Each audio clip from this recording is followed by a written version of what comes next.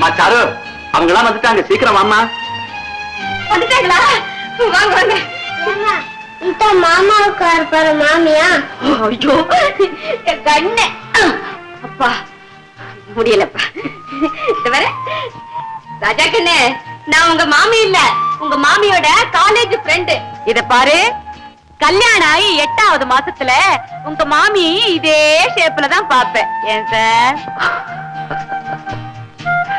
ஏம்மா வயரும் பிள்ளையுமா காலேஜ்லயா படிக்கிற? ஆமா. ஏன் ஆச்சரியப்படுறீங்க? எனக்கு கல்யாணம் ஆனது ஹைஸ்கூல்ல, நான் கர்ப்பம் ஆனது காலேஜ்ல. எங்க வீட்டுக்காரர் என் கூட தான் படிக்கிறாரு. என்ன பிரயோஜனம்? சேர்ந்துதான் உட்கார விட மாட்டேங்கிறாங்க. வாயாடி பொண்ணு, போமா போய் வசந்தியை கூட்டிக்கிட்டு வா. இதோ ஐயோ முள்ளம்மா, ஞாபகமே இல்ல. இவங்க யாருன்னு சொல்லலீங்களே. பக்கத்து வீட்டு அம்மா. சின்ன வயசுலயே வசந்தி தாயா இருந்துச்சு. எங்களுக்கு வேண்டியதெல்லாம் இவங்க தான் செய்வாங்க.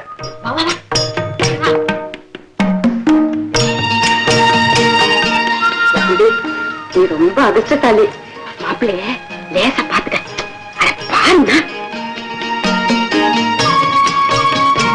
ஏமா அங்கேயே நின்னுட்ட? வா இங்க வந்து உட்காரு.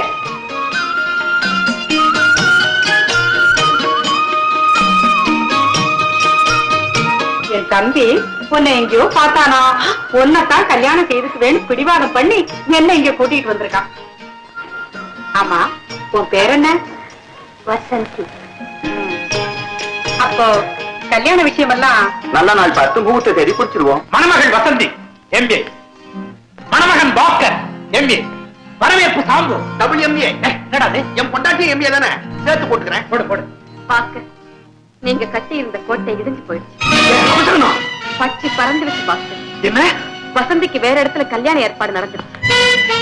என்ன சொல்றேன்? ஆமா பாஸ்கர், இப்ப நான் அங்கிருந்து தான் வர்றேன். மாப்பிள்ளை அவங்க அக்காவோட வந்து வசந்தியை பெண் பார்த்துட்டு போயிருக்காரு. அடுத்த மாசம் கல்யாணம்.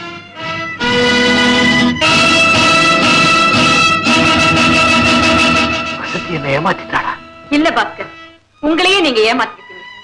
அன்னைக்கே நான் சொல்லல, ஒரு பெண்ணுடைய உள்ளத்தை அவ விருப்பம் இல்லாம விலை கொடுத்து வாங்க முடியாதுன்னு. நான் தோல்வி அடைஞ்சிட்டனா? நிஜமாவா? என்னாலேயே நம்ப முடியலையே. இனிமே நான் என்ன செய்ய போறேன்? டேய் பாஸ்கர், என்ன நடந்து போச்சு இப்போ? டேய், நீ ஒரு ஆம்பளை, அழகன், ஆஸ்தி உள்ளவன். நீ மட்டும் ஒரு வார்த்தை சொல்லு, வசந்திக்கு கல்யாணம் நடக்கிற அதே முகூர்த்தத்துல ஒரு வனஜாவுக்கோ வைதேகிக்கோ நீ தாலி கட்டுற. என்னடா சொல்ற? சம்பு, நான் வசந்தி கிட்ட கையை உயர்த்தி சவால் விட்டவே இல்லடா, கையேந்தி காதல் பிச்சை கேட்டேன். அவ போடாத அந்த பிச்சைக்காக பட்டினி கிடப்பதே தவிர வேற ஒருத்தி வைக்கிற விருந்து எனக்கு வேண்டவே வேண்டாம். இனி என்னுடைய வாழ்க்கையில கல்யாணங்கிற ஒரு நிகழ்ச்சிக்கு இடமே இல்லை. வசந்தி நிறைஞ்சிருக்கிற இந்த இதயத்துல இனி ஒருத்தி வர முடியாது.